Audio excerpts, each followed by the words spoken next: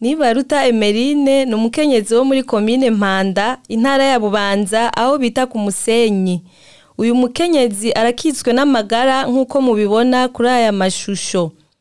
Iyi ngwara itabagura ikongera ikonona uruhu avuga ko yamufashe mu mwaka w'2018 kugeza ubu akaba amaze gukoresha ibipimo vyo kwa muganga incuro imwe gusa.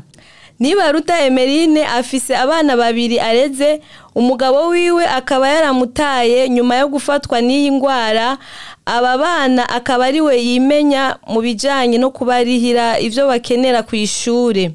Uyu mukenyezi arasaba ubufasha kubagira neza boshobora kumushikako na cane abo mufasha kwipimisha no kwivuza iyi ngwara, ariko kandi agasaba ko yoronswa uburaro, impuzu n'ibifungurwa narirya aho asanzwe aba aharihira amafaranga 10,000 ku kwezi. Amazina yawe musinzi mwabandi. Yitwa Nibaruta Emeline.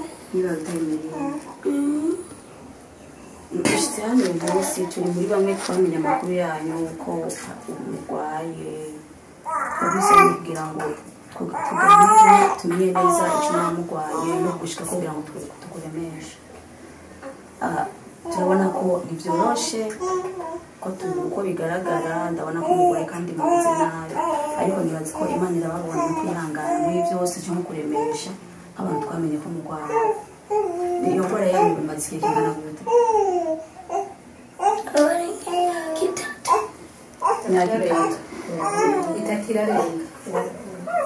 Byatanguye gute, byagufashe gute? Byafatiye mu nda, byicaye mu nda. Ndanagenda no ku gipimo cy'ikimori, mpimwa n'umushinwa mareka mu nda, amaraho n'esitoma, kandi ndafite imiti naca ndeba. Meho abantu bagiye kwivuriza ni mu bihe bitaro, ni hano hafi canke mwabaye?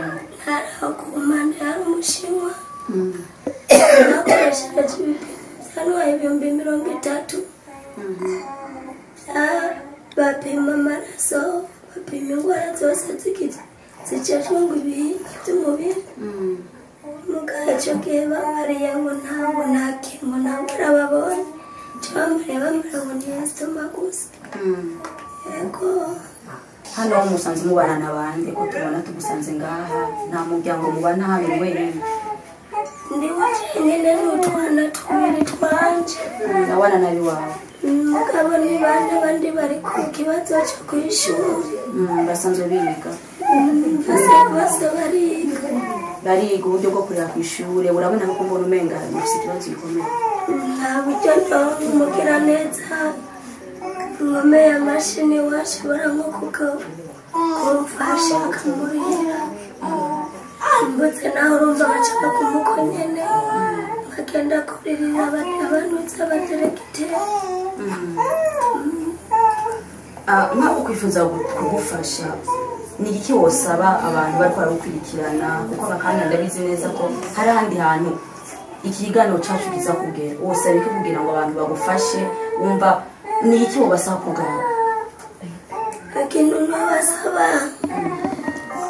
kubera n'ahandi ndacindaro, cyambere n'agaparasera mfise, icya kabiri nuko umuntu abaritse nkajya kwa muganga, hanyuma bakongera bakamfasha no ku kibazo cy'abana.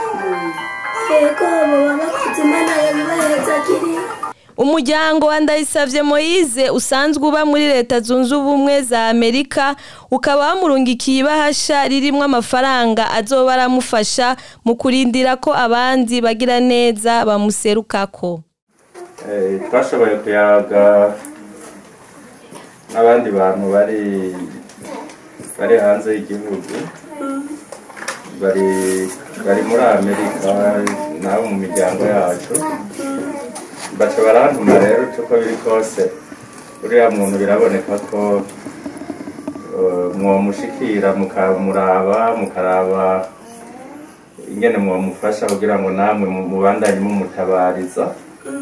Ni muri iyo ntumbero rero twashitse ngaha tuzananye n'aba bamenyesha amakuru kugira ngo tukurabe tugushikeko tukuremeshe hanyuma barandungikanye akabahasha karimo ubufasha niko kakangwamo ndagushikiriza urumva ko ufise ibibazo bitandukanye urakenera gufungura urakenera agahuzu ko kwambara urakenera agasabuni